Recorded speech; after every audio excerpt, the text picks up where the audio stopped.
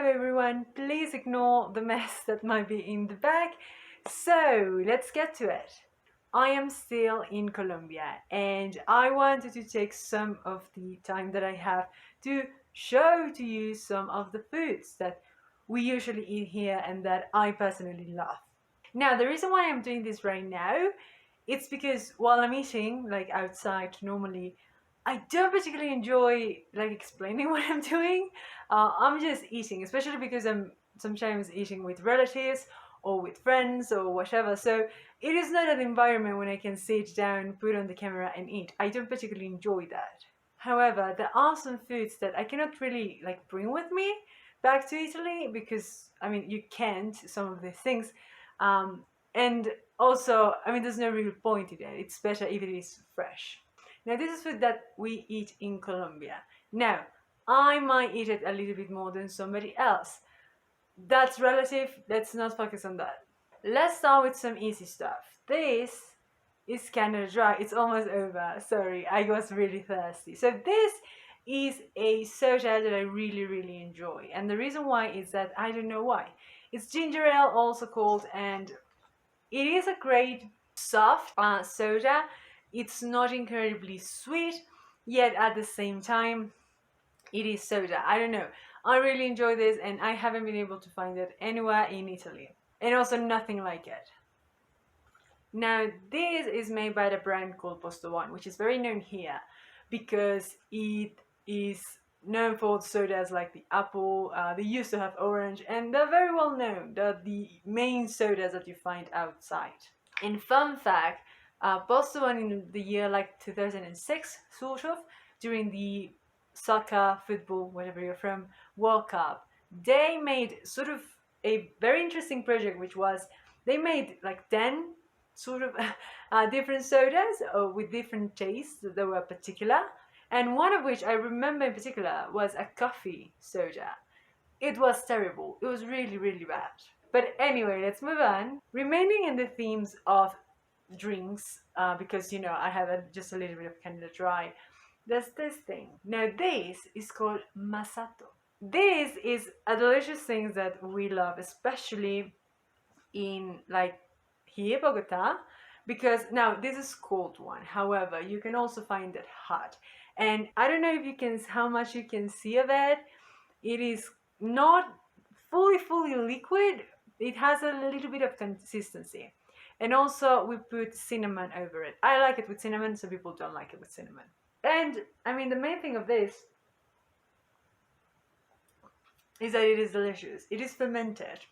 There is something to it that is sweet, but it's not too sweet, so it just goes down so well. And we usually have Misato with pastries, something what they call pastelitos. It is flour, you know, with something in it. You can find those salty ones like with chicken, with ham, you know, with eggs. In this case, this one is a sweet one. We are very fond of pastries here. Okay,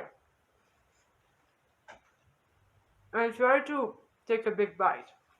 So, as you can see, it is filled with stuff. Now, I have found out that it is fascinating how almost every place in the world has a flair that has inside something. If you think about this, if you think about empanadas, if you think about ravioli, if you think about dumplings, you have this tendency of putting something inside of something else, whether it is salty or whether it is sweet. You know, different versions, same point. All valid and delicious. Now this message is really good. Anyway, I need to stop. Next, I wanted to show you some fruits. Now this is one that I think it is the most fascinating because some fruits I might be more used to having them than other people. I might know them, but just because I know them doesn't mean everyone else in Bogota knows. The thing is that there are some fruits that are a little bit harder to find, and you know, sometimes the season is not really good, so you cannot find them. And some of the things that I would have loved to eat and to show maybe were not available to me. Others were, and I wanted to show you some of those. Now this is a feijoa. Whether you call it somewhere else in somewhere, I don't know. I'm telling you how we call it here in Colombia, how I call it. This is a feijoa. Now this is, it's kind of hard. So when it is really, really hard, it's still it's not ready yet. However, when it is more squishy, it is squishy without having to, push it. It is just squishy. It is ready to be eaten, and you usually just open it. I mean, you can just also eat the peel. This is a very thick peel, but look at it. Now, the smell, they have a very distinctive smell. Once you have had enough feijoa, you just recognize it. And also feijoa is one of the main juices that we have here in Colombia in general. Here in Colombia, we love fruit juices, and like fresh ones. You can either buy the fruit and, do the whole thing, or you can also buy the packages of fruit already like in pieces. So you just have to put everything together, maybe with a little bit more of water, and you're good to go. It is a tendency for us in, when we're going to eat, to have a glass of fruit juice. Now, I'm going to show it with this one. This is what we can call the outside layer. You can eat it. And the inside is this, which is a little bit more squishy. Here you can see it. And the taste is actually sweet. It is really good. I really like feijoa. Next one on the list of fruit, we have something called mangostino. I am so happy that I was able to find this, because this is one that we don't usually eat because it is hard to find. While feijoa is a little bit more, normal to find. This is what's hard, and the prices are not always great. So, it is important to be honest about it and say that, sure, we can have those fruits around, but it's not going to be part of the everyday intake of fruit of a person or a family. This is a very beautiful top that we take off, and you find this. Now, as you can see from my finger, this pains a lot. So, as with many other fruits that have this reddish color, be careful. They might stain. Also, there are some fruits that might also stain that are not red. They might be white, and they have kind of a sort of bleach power in them, but not a nice bleach. It's like a very not great bleach. Now, I am struggling to open this because, of course, I did not think about bringing a knife. Why would I do that? Why would I think logically? Anyway, so when you open a mangostino, you're gonna find this beautiful red, like we talked about, and this white stuff. This white is the one you eat. I'm gonna try to not make a mess. And there you go. You lift a little bit. This is all squishy. They might have some seeds inside, but if they're not too big, just pass them on, whatever. Now, mangosteen is a very interesting fruit. It is not exactly sweet, but it has a very sweety flavor. I really enjoy it. Now this one has a seed a little bit bigger. And today's last fruit is one that it is really hard to explain. While the others you can sort of find a way, this one is just crazy. Now this is a guama. Now, this is also very hard to find. So along with the mangostino, today I saw someone selling those and I was like, okay, I think this is the time. This is the moment. Now this is quite strong. Moving it quite hard. But you don't really have to break it fully. You just have to make an interest in here and then open it. There you go. Now this is a very interesting fruit. Because, okay, as you can see, it opens like this.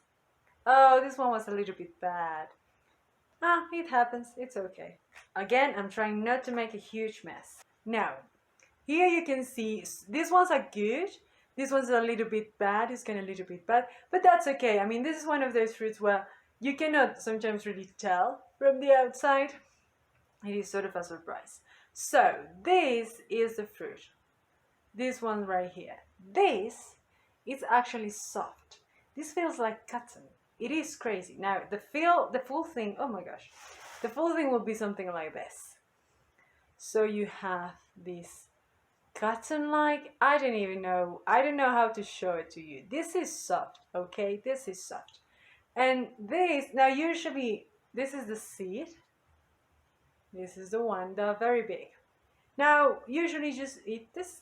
It is the, not only the taste, but it is also the fact that it feels like cotton. That is a whole experience that just Guama can bring you.